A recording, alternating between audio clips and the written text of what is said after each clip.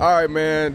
We back, man. This is Coach CJ with the Plugged In podcast. This is man. We this long overdue, man. We supposed to be in here done this, man. Yeah. We supposed to. Man, this is somebody I really call a friend, man. A 8'6" legend. You man, just a stand-up guy. We had a chance. I had a chance to be able to play and grace the field with him at Clemson. Former New York Jet and now coach and full-time dad, for real. You know what I mean? So my guy Charone Peake has stepped in the building with us, man. What's up with you? What's going on, man? Appreciate you having me, bro. Yeah, man. First of all, what we got on, man? What we? Man, hey, it's something slight. ASOS head to toe. ASOS head to toe. Hey, I feel it. I feel it for real, man. My boy Peter, he made me tuck my chain earlier, man. Hey, y'all gonna see that? Y'all gonna see that chain Peter come through here in a minute, man. What's up, though, man? How's everything going? I know you've gotten started. You've gotten started coaching, but you recently just had some elevation within that realm as well. Just talk about that, and then talk about just being a dad, all of that good stuff, man.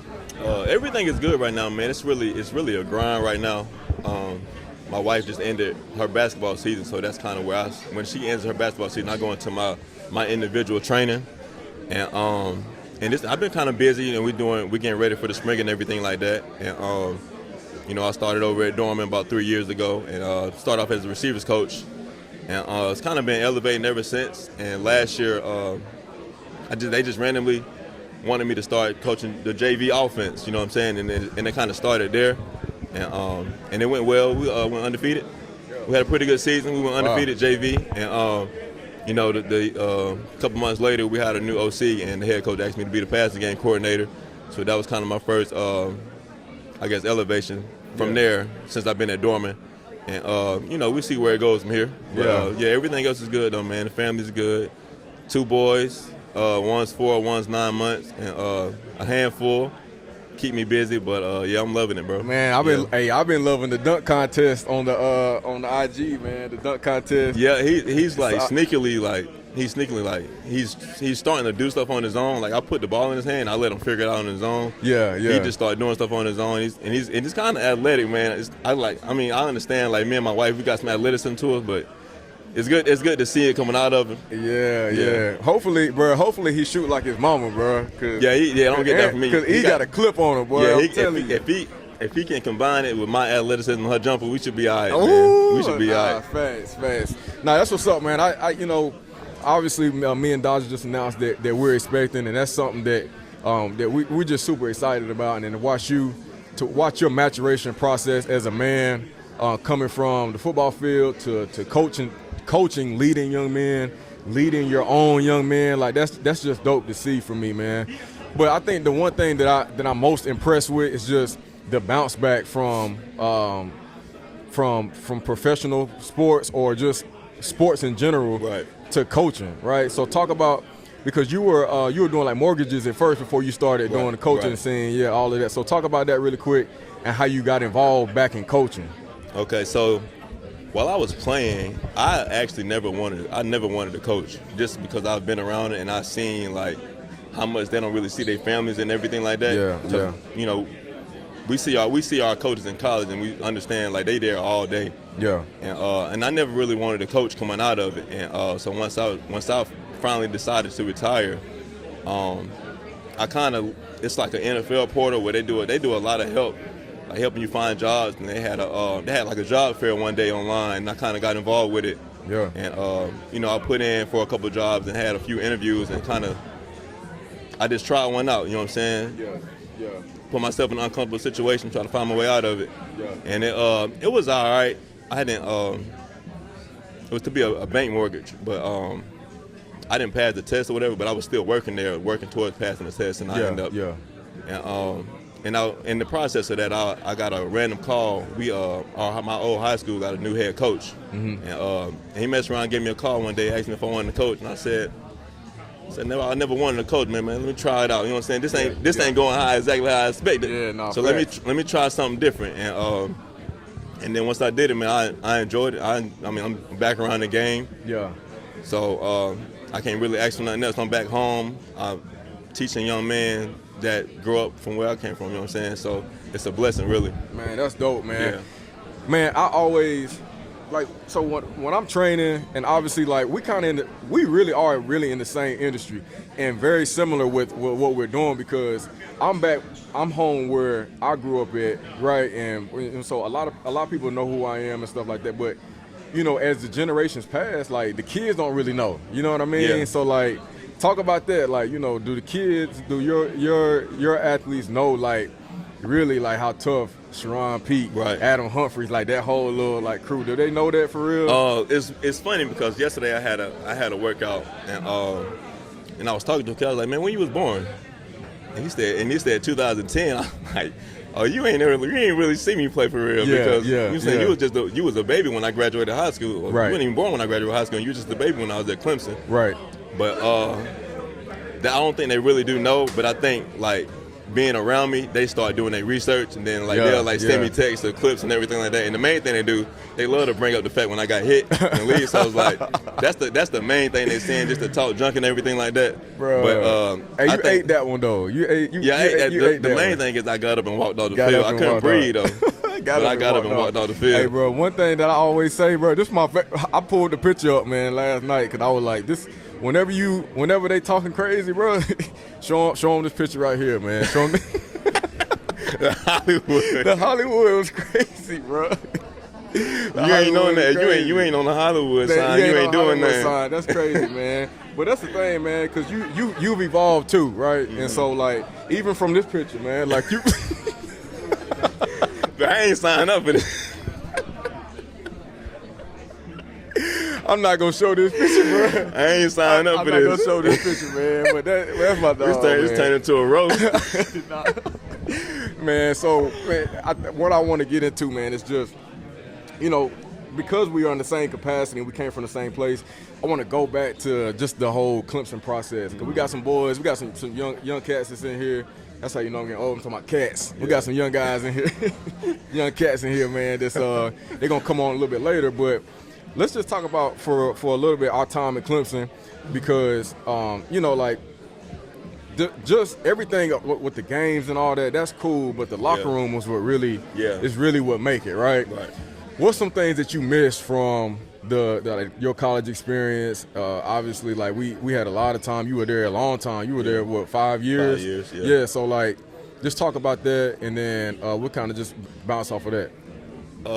I know a lot of times when I talk about like what I miss in the game, it's never really like playing the actual game. It's the stuff that leads up to it, like the Friday nights, the movie before the game. Yeah, like the dinners. Like I saw a snap on my phone recently. It was like we was just joking around at the dinner table Friday night in the hotel. You know what I'm saying? Yeah. It'd be the stuff like that you really remember the most. Yeah. And but it taught me so much though, and like through the injuries and everything like that, and because coming out of high school, I was maybe a top 5, top 10 receiver in the nation. You know what I'm saying? Yeah, pop it real quick. Right, pop it, man. But I was the top receiver in the nation, like with guys like Odell and Sammy Watkins in my class. And coming in, I didn't play it all. You know what I'm saying? And personally, I don't think I was ready to play. I thought I should have been redshirted. Yeah. But and it was just just so different for me going from where I was and being the top guy in the state and everything like that, and then getting to Clemson and not really playing much. And I didn't deserve to play, but getting to that adjustment and then so much going on with school and everything like that, it was like balancing both of them was a struggle for me. So I didn't really do well. And then when I finally started to do well, I tore my ACL. Like the first 2 games, I played well, and then I messed around and tore my ACL in practice going into the third game. I remember that. So I'm like, damn, what now? Like, I was finally getting my groove. You know what I'm saying? So now I got to start all over. Yeah. But not realizing at that time, that's probably the best thing that could have ever happened to me. Because it gave me like a good 8 to 10 months to really reflect on myself. Right. Find myself and that's what I want to ask too, man. Like, you know, during that whole process, injuries, man. You know, injuries are a blessing and a blessing in disguise. Yeah. And you know, like, man, obviously you went through your knee surgery and everything, and during that time, you do find out a lot about yourself, but also too, you find out a lot about your faith, right? Yeah. So talk about how your faith grew. Obviously, man, like those are some tough times that you got to rely on a higher power to really get you through. So just talk about that real quick, man. Well, I know. I mean, I was really in a deep hole, man, because I feel like I ain't had nothing left. Like, I done put all this work to get to play in the league, and I feel like it was just snatched away from me like that. Yeah. But not realizing like you can bounce back from ACL, but not realizing at that time you think it's all over. Yeah. But then I started to, you start gaining confidence, and you have mentors in your life, and like good friends, you know what I'm saying, that keep you positive, good teammates and everything like that, keep you positive, man, because the thing with dealing with injuries is not the actual recovery process physically, it's the mental part. Yeah. So, can I get back how I was? Yeah, exactly. You know what I mean? Can I still pop it on the field? Like, can they really still like mess with me like how they used to? Exactly. And I had injuries, obviously. Like I had an MCL tear, I broke my hand. And obviously a lot of the stuff is like a running back, man, you can't, like, you're going to get banged up, man. But some stuff that you get, like, it's hard to really like maneuver as a running back. So I went through a lot of that as well, but also too, just like the ins and outs of just trying to get on the field, like, like some politics behind some things, man. But, your faith does grow a lot within that. But just like you said, man, like a lot of the times, man, once I got into the latter part of my career, I wasn't even really thinking about that, because that's when like me, you, Watt, Trav, we all got real close, man. The bowl games was really dope, man. So like we even rode together to Orlando. That's back when that was back before NIL, when they give us the little stipends, man. And we used to pilot in Trav Buick. You know what I'm saying? we piled in Trav Buick, man. Well, a real quick story with that. So we were taking turns driving to Orlando, man, and everybody had driven, and it was T-Watt's time to drive, Taylor Watson. And we got to one of these, like, I guess like a toll road type of deal, man. Yeah, it was weird, though. Yeah, so Watt stopped in the middle of the, like, I feel like the interstate, for real, and was like, what do I need to do? What do I need to do? And we were like, man, just go, bro. Like, we straight. Man, as we went to the bowl game, everything was cool, man. About a month later, that letter in the Watt mail. got that letter in the mail. He's sitting up there looking. But the thing is, we was in Travis' mama car. So like Travis' mama got the mail. She got the mail, right? She got the mail and then sent it to Travis. Like, what's this? Had Watt in there driving. Had a picture. Shout out to Watt, man. Shout out to Watt. But I want to talk about too, man, your experience going to the league, right? And one thing that always stuck out to me was just like survival in the league, because and the reason why we're doing this podcast is because I want you guys to be able I want everyone out there to be able to be plugged into what it takes to go to the next level. And you did a lot of like you obviously did well, right? But we had some times where you were playing like on like punt return, like punt team. You know what I mean? Like tackling and stuff like that. Did you ever feel like you would have a picture of you tackling? You know what I mean? Like having to really get it out the mud like that. Talk about like how that's a requirement when you get to the next level. Right.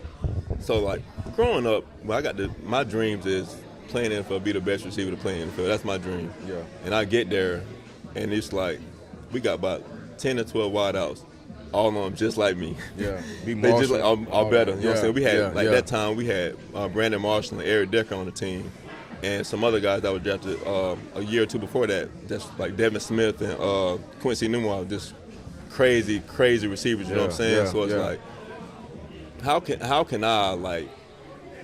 I be find some importance to the roster? How can I find a way for them to keep me? Yeah. You know what I'm saying? Because they only keep 5 or 6 receivers. Yeah.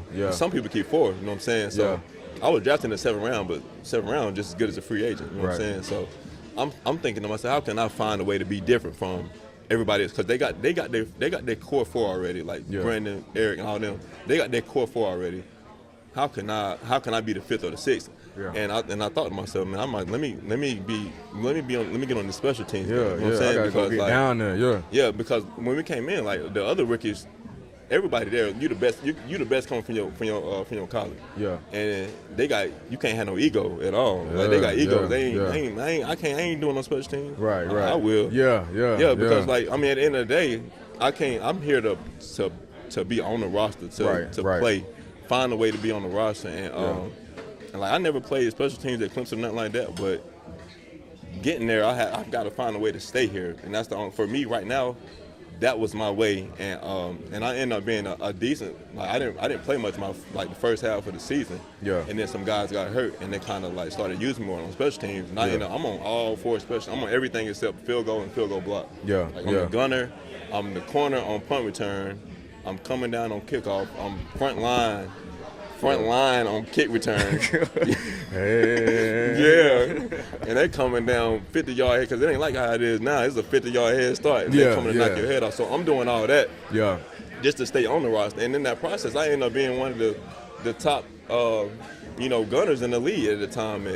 It was times where I was like almost getting triple team. You know what I'm saying? It was like, you got a corner and a safety on me, then you got a linebacker waiting on me if I go inside. You got out of bounds to go with too. So I was like, at the time, I was doing pretty good at it, just because I'm like, I know I'm fast, so I was just finding ways to like get around and make a play, man. Make a play and then make myself available. You know what I'm saying? And like one of my greatest like things, I tackled like Devin Hester. You know what I'm saying? I grew up watching David Hester. And I ended up tackling him on as a gunner, but and like Julian Edelman.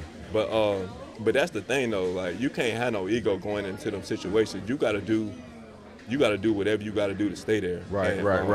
And it's already tough enough dealing with the stress and everything like that. But like, how can you be some sort of value to a team? You know what I'm saying? Like it might not be how you thought it was, but whatever they want you to do that and more. You know what I'm saying? For sure. You gotta be, and you can't just be like, you gotta have all the right characteristics with it as well, because like, you got to be able to stay out of trouble. You got to be at meetings on time. Like, they'll fine you. The fining works.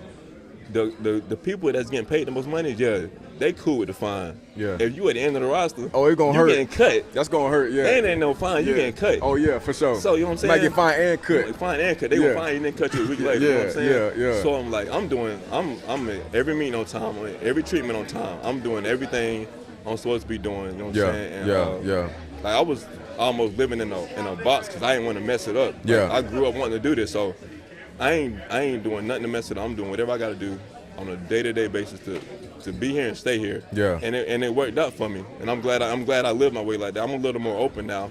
Yeah. Like socially and everything like that, just because I'm done playing. But in that time, like that's how I had to be, because that's what I wanted to do. Yeah, I feel that, man. Well, we're gonna come back a little bit later, man, with some of the young cats, man. You know what I mean? Young Thunderbird, man. We're gonna come talk a little bit of Clemson stuff, man. But for right now, we're gonna transition. We're gonna get Asia back on here with a couple of her people, man. And we're gonna go from there. But regardless, I appreciate you. Yes, sir. We'll link back up. Yep.